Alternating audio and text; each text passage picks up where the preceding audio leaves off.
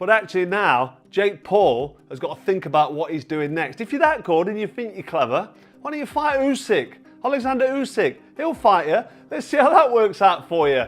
You get flattened. Game over. The number 14 cruiserweight in the world, according to the WBA. This is an absolute mockery. It's an absolute disgrace. It's a total piss take. Fight voluntarily to defend their championship against Jake Paul. Which, if I'm being honest, that's kind of crazy, bro. Isn't that crazy? Right?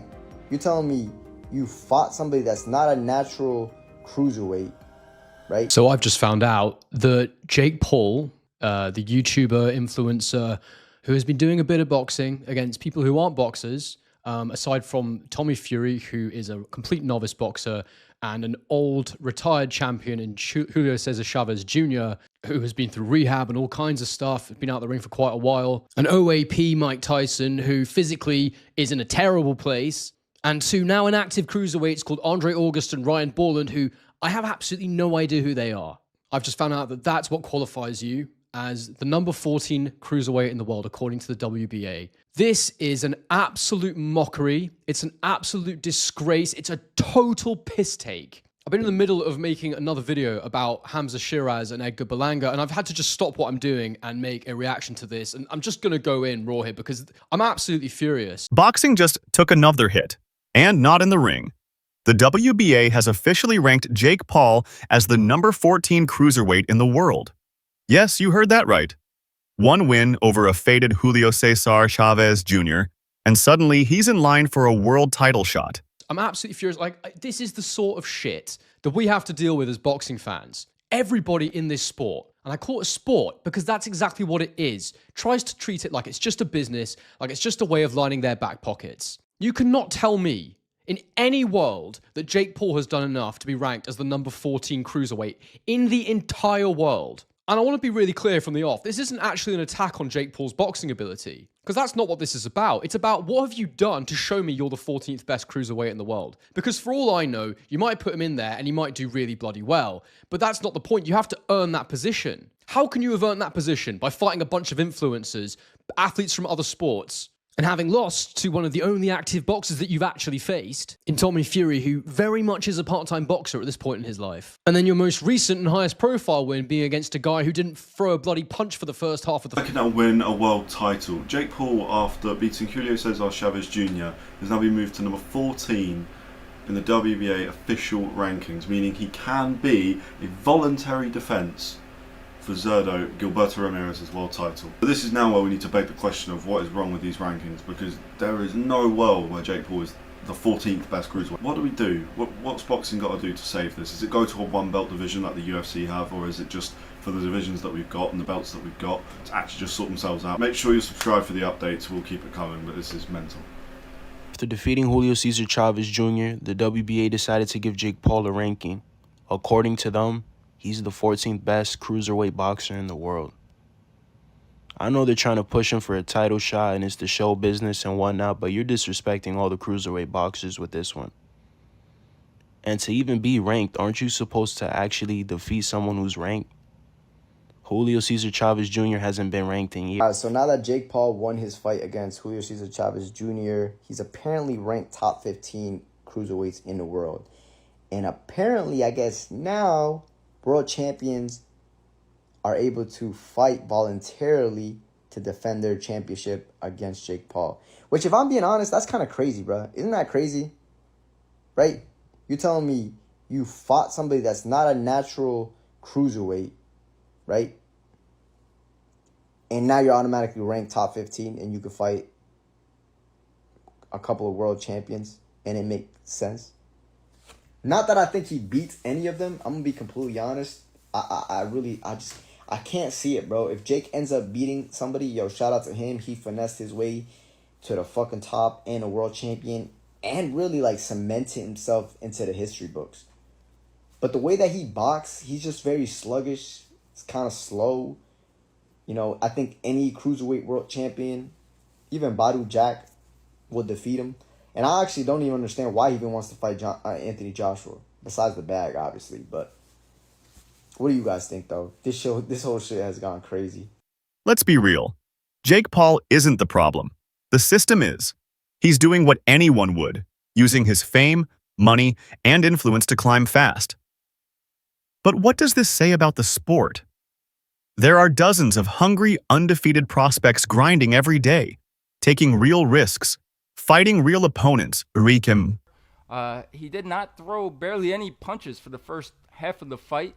More than half. First 8 rounds, you might say. Yeah, and a little life at the end, but too late when he knew the fight was winding down on time. I say this, that it was hard for me to gauge the performance of Jake Paul. It's essentially a sparring session, and I'm trying to see, is he continuing? Is he developing? Is he getting better? And off of this fight, it was hard to gauge when you're fighting a puncher bag, but then towards the end of the fight, I thought he was exposed. The stamina started to dip. The defense wasn't tight. There was some technical flaws. You could find them. You could hit him. In the end, he gets a decision. He gets another win. He keeps his show moving on. What'd you make of this fight? What'd you think of Jake Paul and his performance overall? Making no excuses for Jake Paul. Give him credit for what he's done with his career, with his promotion, with his business, with his dream. Give him credit. Give the guy credit. God almighty, he takes risks. As junior, one guy performed, one guy did what he was supposed to do, brought the fight in, and one guy just didn't. And if I'm talking about Jake Paul and a former world champion, you'd think that what I'm about to say favors the former world champion. And then you realize I'm talking about Chavez Jr., and then you say, no, well, okay, we have to flip those because Chavez Jr. is known for disappointing on the biggest stage, and that's what happened again here. I cannot disappointed I am in watching Chavez Jr. over the first. I just saw KSI saying that he's going to fight Jake Paul in 6 months. What the fuck is this? Another celebrity bullshit scam? Nah, none of that fucking bullshit. Jake Paul, I will fight you. I'm a fucking nobody. I'm no washed up legend, no fucking celebrity. I'm nothing. I'm nobody. But I will fight you. Give me 6 months. I will be the one to step in that ring with you. And I'll fight you for real. All smoke, all heart, all grit. That's what it really takes. That's what boxing fans fucking deserve. Yo, everybody, if you're watching this, add Jake Paul, tag him, do whatever it takes. Let's make this happen. It won't be KSI, another fucking celebrity, another fucking bullshit, fucking wasted boxing scam. It will be me, someone with no background, no experience, no nothing. I come from nothing, and I'll fight him. I'll give everybody the fight they deserve. We wanted to see Iron Mike knock him down on his ass. You know what? I'm here to finish the job. Let's make this fucking happen. So after Jake Paul's win against Chavez Jr., he's officially ranked number 9 in America for the Cruiserweight division and number 70 in the world, which this is ridiculous. Chavez Jr. was retired. How can beating him mean that you're top 10 in the Cruiserweight division when there's actual fighters and prospects that's been working their way up? This is crazy. He's fought at heavyweight. He fought Astrick at whatever weight, but he's only fought 2 real boxers, Tommy Fury and now Chavez Jr. And an 80-year-old Mike Tyson, there's no way he should be ranked in the top 10. They're already calling for a fight with him and Zurdo Ramirez, which is ridiculous. I feel Jake Paul loses to any young prospect in boxing right now. Any one of them takes him out. Seems like the sanctioning bodies are just trying to cash out real quick before this little era is over. It's bringing a lot of, popularity and notoriety to boxing. A lot of new casual fans are coming to the sport, so I guess it's good putting boxing back on the big stage. But this is cancerous for the sport itself. Aside from all the glamour and viewership, this is cancerous to the sport. We see how they just sell out for the money. Come back to the pain game today. We're going to talk Darren Till versus Tommy Fury / John Fury, of course. But first, some more important and quite serious news in the combat sports world. Mike Tyson versus Jake Paul. It's come out now. It was rigged. I can't believe it. You have to question the validity of boxing these days when you can't trust 2 professionals to get in the ring and do their best against each other. And instead you find out Mike Tyson pulling his punches, not trying to hurt Jake Paul. Absolute disgrace. I thought better of them. I really did. I thought that Mike Tyson, especially Iron Mike, he was just going to go in there and knock Jake clean out. But here he is, not trying. I'm so disappointed. He's useless. Who said Jake Paul's got power? It's like he's hitting him with a feather duster, just flicking it in his face. It does make you question them wins he's had, where he's hit him with one shot and they fell on the floor like they've been tasered. Can you imagine that being my dream fight and my biggest payday? Fighting a clown. Jake Paul don't know what to do with himself when he's under pressure. He's on his back foot looking at the floor, probably closing his eyes. It's fair to say he's absolutely useless, isn't he? Jake Paul. He can't fight, can he? I reckon looking at that, how many rounds do you think I need to beat Jake Paul? Seriously, 2 rounds or a round? 1 round? Is that the end of Jake Paul now or what? He's absolutely useless. And they're being overlooked. Chavez Jr. hasn't been in top form for years. He barely threw a punch, and yet that performance somehow qualifies Paul as elite? This isn't just bending the rules, it's breaking the spirit of competition. 2, 3, 4, 5 rounds, throw a total of 36 punches. I didn't say land. That's not what I said. I said throw. Chavez Jr. threw 36 punches over 5 rounds. And out of the 36 he threw, he landed 8. 8 punches through 5 rounds. 15 through 6. 20 through 7. He landed 20 punches through 7 rounds. I missed you. Just I want to get your reaction to the fight. Oh, great fight. Julio's back after all he's been through. So, I tip my hat off to him. It's not easy, especially through, when life throws at you sometimes. But, it was a good fight. What'd you make of how Jake Paul looked and fought? He's doing his thing. Jake Paul's looking good. Shout out to him. Yeah. Do you think he's ready to fight maybe a top 15, top 20? Sure, yeah. So I guess where does Junior go from here in your opinion?